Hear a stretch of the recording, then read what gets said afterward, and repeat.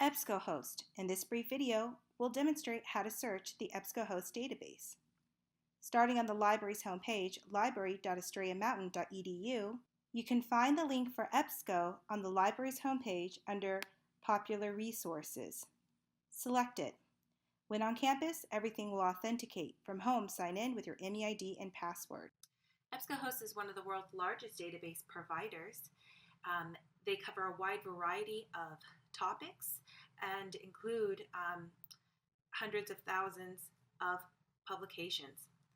You'll notice that when you click on EBSCOhost and you're taken to the landing page for this database, you're given the option to select specific databases based on topics listed here at the top. And underneath each of these topics include specific databases, and you'll notice the descriptions for those databases. So for example, this one, Master File Premier or Academic Search Complete, etc. Let's say theoretically you were searching for nursing information, you would select nursing and health science databases, and then you would be able to see the different databases listed under the subject of nursing and health science databases, and then select it, and then you would be able to only search within those collections. To cast a wide net, you can search all databases by selecting Select All, and then hit Continue. If you want to double check to see what you're searching, above the basic search box you can see Show All, and it'll show you all the different topics and databases that you'll be searching, right? So the default here is a basic search. Remember to always keep your keyword searches 2 to 3 keywords. Let's say I was exploring a career in nursing. So I'll go ahead and do nursing and career, okay, and hit continue.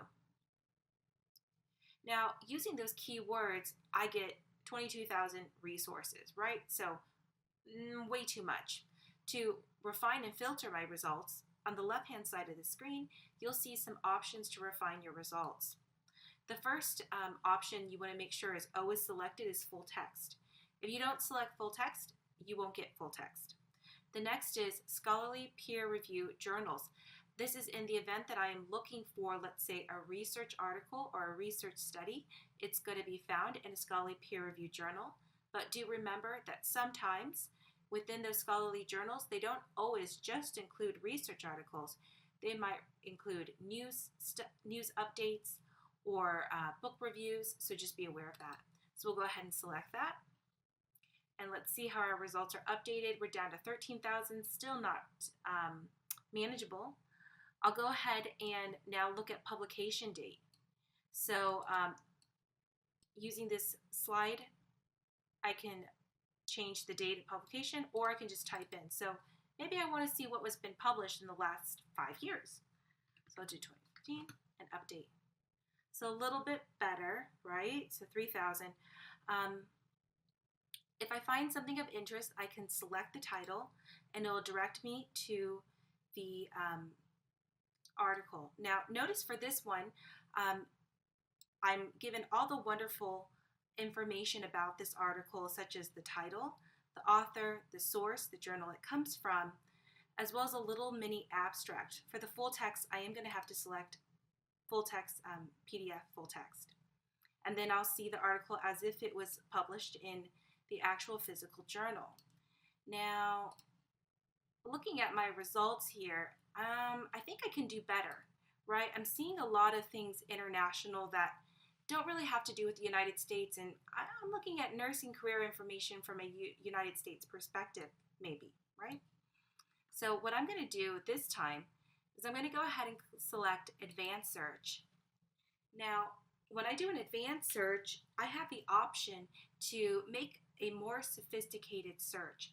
I'm going to go ahead and leave my nursing and career information up here, but using my Boolean operators, the default is AND, or not. Look what happens. So let's say I'm like, okay, I'm looking for information within a United States context. I'm going to include United States, but wait a minute. The United States can also be known as USA, using the plus sign, or it can also be known as, right, US. So what the Boolean operator does is and says in the article, I want nursing career, United States, and USA, and US. Well, more than likely, the author of an article might only select one version, right? They'll either say United States, USA, or US. If I use or, it's going to search for United States or USA or US. If I say not, then it will omit these other versions of the abbreviations for the United States. So we're going to keep it broad and we're going to go ahead and use or, and let's see what we find. One more thing I want to point out is the ability to search within a specific field of a record. Using the drop-down, you can specify what you want to be searching. For example, searching all the text of a document versus searching for an author, a title, a subject, etc. But for our search, we're going to go ahead and just keep it as basic keyword searches and hit search. So a much more fruitful search here, right? Way too many results. I'm going to filter them using my Refine My Results panel here on the left-hand side. First one I have to select, full text. And then I have to scroll down again, and I'm going to do scholarly peer review. And then I'm going to update it one more time, and I want to make sure that I'm having the most recent publications. I'm going to go ahead and start about more or less the last 5 years or so. And let's see what we find. So we start to see US in the title. We'll probably start to see some United States in the title. Maybe I'll go ahead and select this particular article here. It looks like this is a research study looking at the abstract, the intersectionality of race and trajectories of African women into the nursing career in the United States. I'll go ahead and take a look at this. And again, I have that wonderful information. I have the title, the author, the name of the journal publication, and then I have these subject terms. These subject terms work like hashtags. If I wanted to find more articles similar to this, I can select some of these and it'll pull all articles that share these same subject terms. It looks like the author has also offered me keywords, other words that I could search to find other articles similar to this. To see the full text of my article, I can do HTML full text.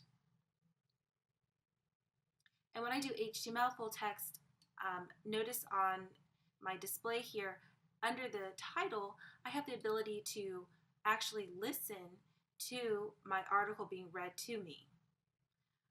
Also on the left-hand side, I have a contents. This allows me to jump through different sections of the article.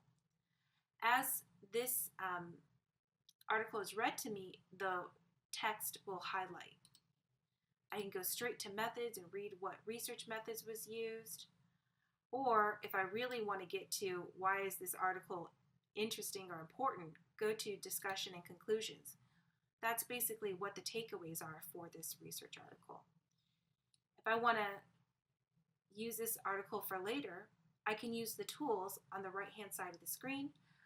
I can sign into my Google Drive and add it to my Google Drive. I can temporarily add it to a folder. I can print it, email it, save it, and of course, using the citation tool, cite it. Scrolling down, I can select my citation style of choice, whether that be APA or maybe MLA. If I wanted to see what this publication looked like in the way that the journal had intended it to look like, I can select the PDF full text. Here you go.